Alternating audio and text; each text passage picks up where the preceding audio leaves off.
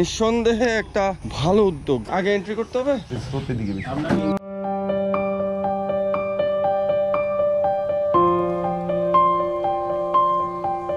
যদি যান সেটা হতে পারে একদম আত্মঘাতী। হ্যাঁ, একটা একটা করে শুরু করেন। কোন দিক থেকে?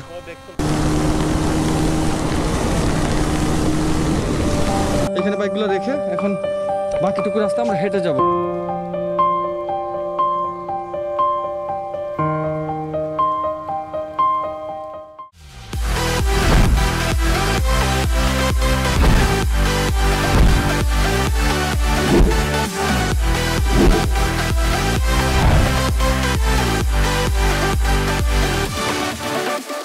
ফ্লোটিং প্যারাডাইসে আমরা বাইকগুলো রেখেছি। সকালের নাস্তা আমরা এখানেই করব। এর পাশেই হচ্ছে কাপ্তাই কায়াকিং ক্লাব। তো এখানে আমি আগেই বলে রেখেছি একটু আর্লি মর্নিংয়ে চলে আসবো আমরা। তো আমাদের জন্য তারাও ক্লাবটা খুলে রেখেছে সকাল সকাল। কাপ্তাই কায়াক ক্লাব, এটা আসলেই একটা অনন্য উদ্যোগ। এই লেকে কায়াকিং এর যে স্কোপটা তারা তৈরি করেছে, এটা নিঃসন্দেহে একটা ভালো উদ্যোগ। লেকটাকে খুব কাছ থেকে অবলোকন করার সুযোগ এই কায়াকিং। আগে এন্ট্রি করতে হবে।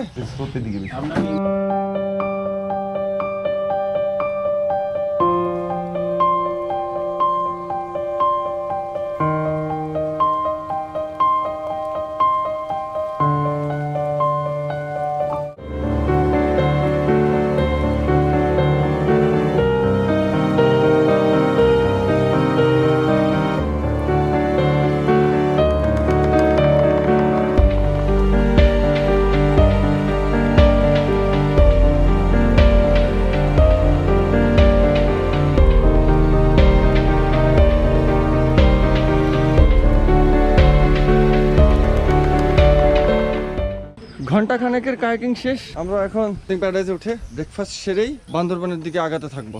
আপনাদেরকে রেস্টুরেন্টটা এক ঝলক দেখাই যে কতটা সুন্দর জায়গায় এই রেস্টুরেন্টটা স্থাপিত। এই হচ্ছে রেস্টুরেন্টটা, বলা যায় যে ঝুলন্ত। এখানে ওদের একটা ঝুলন্ত বেলকনি ছিল, যেটা এই জায়গায় একটু ক্ষতিগ্রস্ত হয়েছে। তারপরেও এইখানটায় বসে থাকা যায়, সামনে এই অসাধারণ ভিউটা পাবেন। একদণ্ড এই জায়গাটিতে বসলে যে কারো মন ভালো হতে বাধ্য।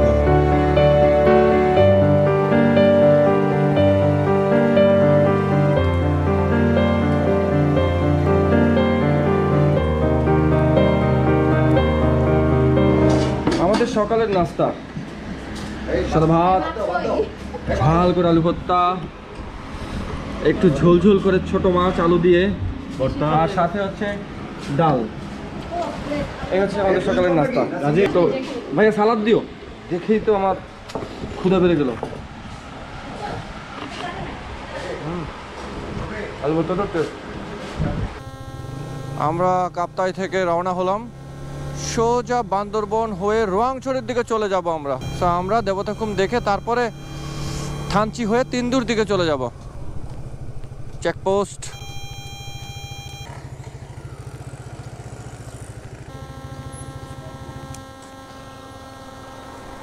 হ্যাঁ, বাইকগুলো একটু ইয়া করে রাখেন, সিরিয়াল করে রাখেন। হ্যাঁ, একটা একটা করে শুরু করেন। কোন দিক থেকে? হ্যাঁ দেখেন, হাত ঢুকে দেন। হাত ঢুকে যেখানে খুশি সেখানে আপনি আপনার মতো করেন। হ্যাঁ, সবাই একটু ওনাদেরকে কোঅপারেট করেন।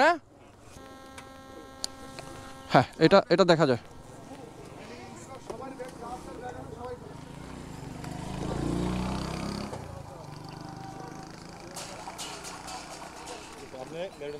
Thank you. এই আমি ক্লিয়ার, আমি সামনে গেলাম। হ্যাঁ, বর্ডার গার্ড বাংলাদেশ, সীমান্তের অতন্ত্র প্রহরী,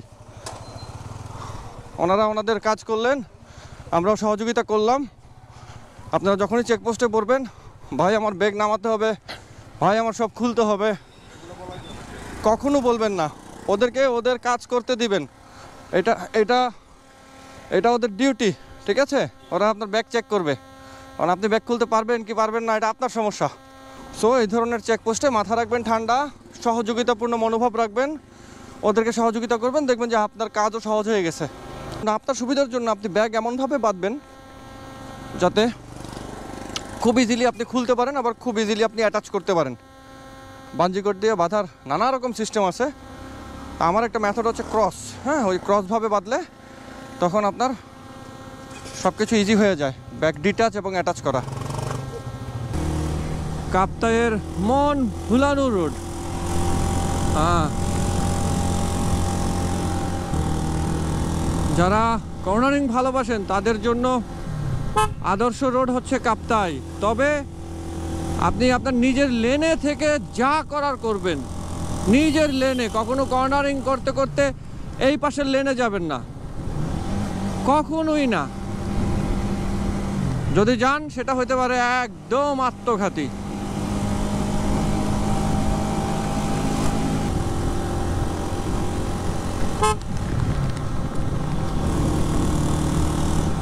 চন্দ্রঘোনা 3 কিলোমিটার, চন্দ্রঘোনা থেকেই হচ্ছে ফেরি।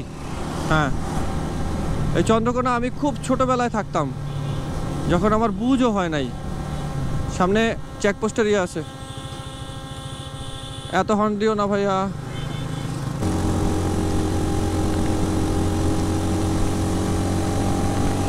কত সুন্দর রোড, আল্লাহ সুবহানাল্লাহ, এত সুন্দর রোড। বাংলাদেশটা আসলে সুন্দর, শুধু একটু মানে রক্ষণাবেক্ষণ দরকার, একটু টেক কেয়ার দরকার।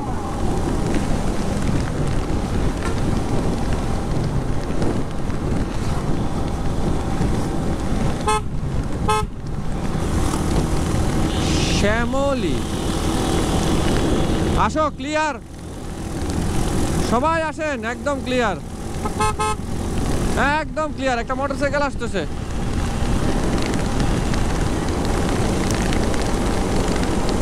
হ্যাঁ, এই জায়গার নাম লিচু বাগান, এই জন্য এই ফেরিঘাটটাকে বলে লিচু বাগান ফেরিঘাট।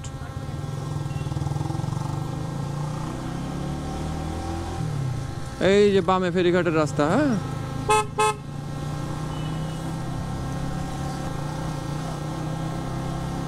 কই এই জায়গায় একটু প্যারাস। আমরা চলে আসছি লিচু বাগান ফেরিঘাট, যেটি চন্দ্রঘোনায় অবস্থিত। ও ফাইন, ফেরিও চলে আসছে।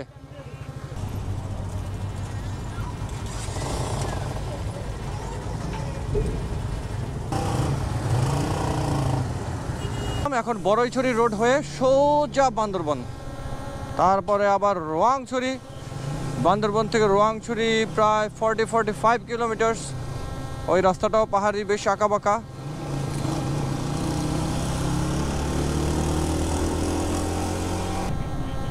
নয়টা 58, আচ্ছা 11টার মধ্যে আমাদের বান্দরবন, অসুবিধা নাই, তাহলে টাইমে খুব সুন্দর কাভার হবে।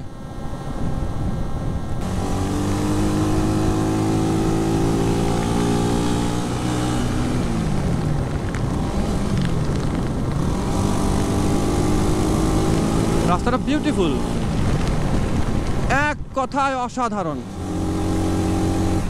হ্যাঁ, ভিডিও অন আছে। আগে যেতে চান যান, সবাই আগে দিয়ে দাঁড়ান, পুরা গ্রুপটারে নেই।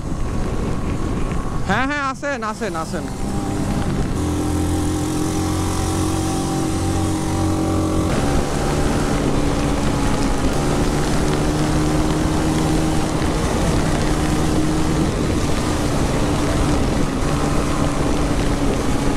বামে turn, downhill downhill downhill downhill, আবার সামান্য আপহিল, আবার বামে টার্ন, রজার। এই ডানে টার্ন, হ্যাঁ, আরো বামে গিয়ে ডানে টার্ন নেবেন জুয়েল ভাই।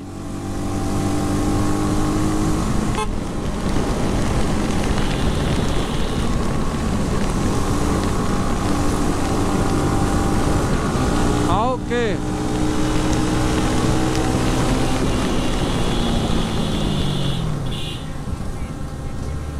ওকে ওকে, সামনে চেকপোস্ট, স্পিড ব্রেকার, একদম স্লো। বামে ঢুকাইতে হবে, জি, ছায়াতে ঢুকান, ছায়াতে ঢুকান, ছায়াতে ঢুকান, ছায়াতে ঢুকান।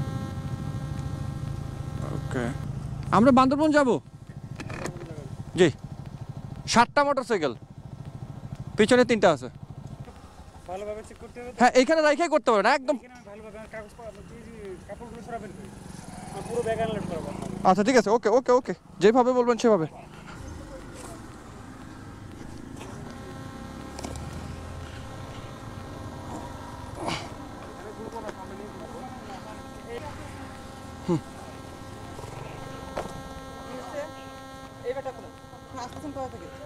আমরা এখন তো আসতেছি ইয়ে থেকে, এই কাপ্তাই থেকে, আমাদের ঢাকা থেকে আসছি।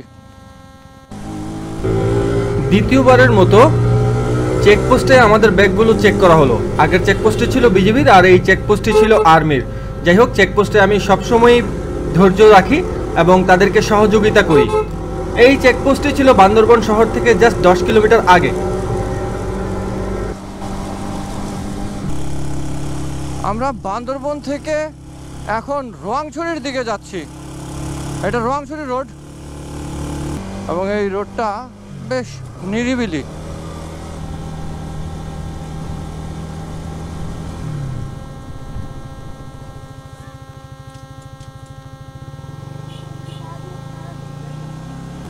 এই যে বান্দরবন শহরটা এক ঝলক দেখো, এই যে সাঙ্গু নদী। আমরা রোয়াংছড়ি চলে আসছি। আমাদেরকে বাজারে যেতে হবে, বাজার থেকে আগে গাইড ঠিক করতে হবে, তারপরে একটা ফর্ম নিতে হবে, সেই ফর্ম ফিল আপ করে কপি থানায় জমা দিতে হবে। এটা হচ্ছে Shah Jabbaria hotel and restaurant, Rowangchhari বাজার। এখান থেকে আমাদেরকে গাইড নিতে হবে, তারপরে ফর্ম নিতে হবে। তাহলে তো মোটামুটি আমরা 3 ঘন্টার মধ্যে চলে আসতে পারবো। তো 3 ঘন্টার জন্য আপনারা 1000 টাকা নিচ্ছেন? হ্যাঁ অবশ্যই। এটা নির্ধারণ করছে কে? প্রশাসন থেকে। আল জব্বারিয়া হোটেল থেকে আমাদের গাইড নেওয়া শেষ, ফর্ম কিনে ফর্ম ফিল আপ করা শেষ, সবার আইডি কার্ড ফটোকপি করা শেষ এবং 10 জনের সেট বানানো শেষ। দুটো সেট বানিয়েছি, একটা রংছড়ি থানায় জমা দিতে হবে, আরেকটা কচ্ছপতলির আগে আর্মি ক্যাম্পে জমা দিতে হবে এবং 2 জায়গা থেকে আমাদেরকে পারমিশন নিতে হবে এই দেবতাখুম ট্রেকিংয়ের জন্য। আর প্রশাসনের কাছে আমার দাবি যে এই বিষয়গুলো যতটা ইজি করা যাবে আমাদের পর্যটনের জন্য ততটাই মঙ্গল। আরেকটা বিষয় সেটা হচ্ছে গাইড খরচ নাকি এখানে 1000 টাকা। এই বিষয়টা আমার মাথায় আসলো না যে 2 ঘন্টা বা 3 ঘন্টার একটা ট্রেকিংয়ের জন্য গাইডের খরচ কেন 1000 টাকা হবে, আর একটা কাগজের ফর্মের মূল্য কেন 50 টাকা হবে। তো আমার মনে হয় যে পর্যটনের বিকাশের জন্য এই বিষয়গুলোতে প্রশাসনের মানে কঠিন নজরদারি দরকার। হ্যাঁ, নাহলে এই দেশে আসলে পর্যটনের বিকাশ সম্ভব না। এসব অনিয়ম দূর করা উচিত। কচ্ছপতলির রাস্তা, আল্লাহ, ন্যারো রোড, আপিল ডাউনহিল, ছোট ছোট আপিল ডাউনহিল, বাট একদমই জিলাপির মতো।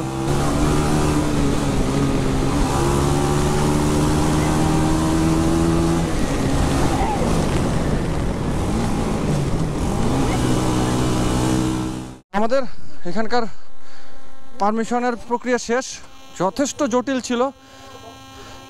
থানা আমাদেরকে প্রায় 40 মিনিট দেরি করেছে, আর এখানে আর্মি ক্যাম্প প্রায় 40 মিনিট ধরে ওনাদেরকে বুঝিয়ে তারপরে পারমিশন নিতে হয়েছে। আসলে 12টা বেজে গেছে বিদায় আমাদের এইভাবে ওদেরকে রিকোয়েস্ট করতে গিয়ে সময়টা নষ্ট হয়ে গেছে। আমরা বাইক নিয়েই যাব যতটুকু যাওয়া যায়, হালকা অফরোডিংও আছে আমাদের। মনে হয় যে ডান দিকে খাড়া উঠতে হবে, ঠিক আছে? এক টানে উঠে যাবা, না নামা লাগবে না। লোকাল বয় চালাচ্ছিল RTR 4V, সে তার পিলিয়ন নামিয়ে দিলেও এই আপিলে কিন্তু আমি আমার পিলিয়ন নামাইনি। আমি বেশ কনফিডেন্ট ছিলাম যে আমার CBR পিলিয়ন নিয়ে এই আপিল বেয়ে উঠতে পারবে এবং কিছুটা স্ট্রাগল করলেও কিন্তু সে শেষ পর্যন্ত চূড়ায় উঠতে পেরেছিল। উঠে গেছি একদম এক টানে, থ্রটল ছাড়বা না।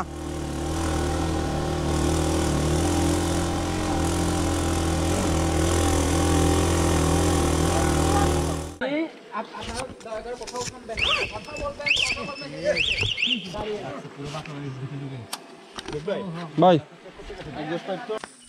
আমরা এই পর্যন্ত বাইকগুলো নিয়ে এসেছি, এখানে বাইকগুলো রেখে এখন বাকিটুকু রাস্তা আমরা হেঁটে যাব।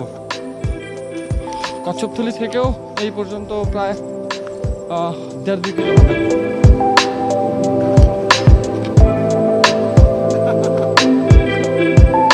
Wow, what a forest!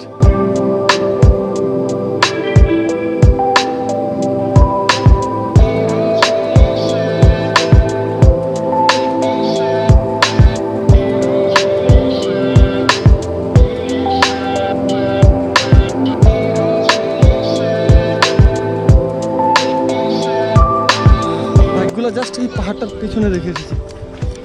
হচ্ছে শিলবান্ধা পাহাড়। হ্যালো হ্যালো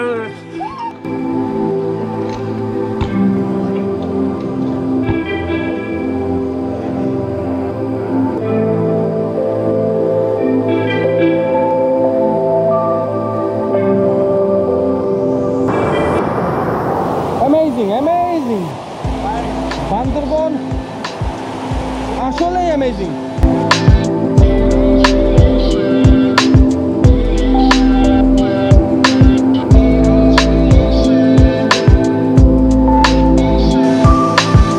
পাহাড়ের গহীন থেকে গহীনে ঢুকে যাচ্ছি আমরা।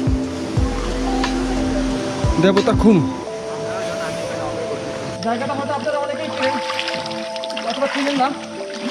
এটাই হচ্ছে কি দেবতাখুম। হাজার হাজার টুরিস্ট আসেন অনেক দূর থেকে এটা দেখতে। বান্দরবনের রোয়াংছড়ি উপজেলায় অবস্থিত জলের ক্রেজ দেবতাখুম। অনেকদিন ধরে উইশ লিস্টে ছিল, বাট শেষ পর্যন্ত আমি এসেছি।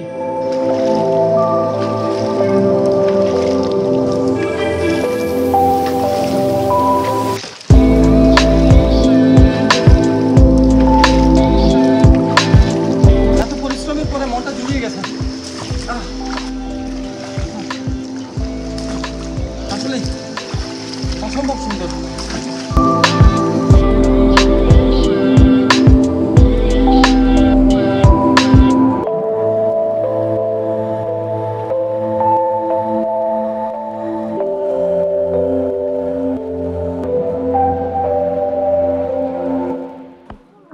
এই পেঁপেটা হচ্ছে 30 টাকা। চিন্তা করা যায়। ওটা হচ্ছে আর্মি ক্যাম্প। আর্মি ক্যাম্পের ঠিক অপোজিটে এই দোকানটা। আমরা নীলগিরির কাছাকাছি চলে এসেছি। এই খিচুড়িটার সাথে এক কথায় অসাধারণ। এইটার জন্য এখানে আসে মানুষ, নীলগিরি আসে দেখতে, আর আমরা নীলগিরি আসছি খাইতে।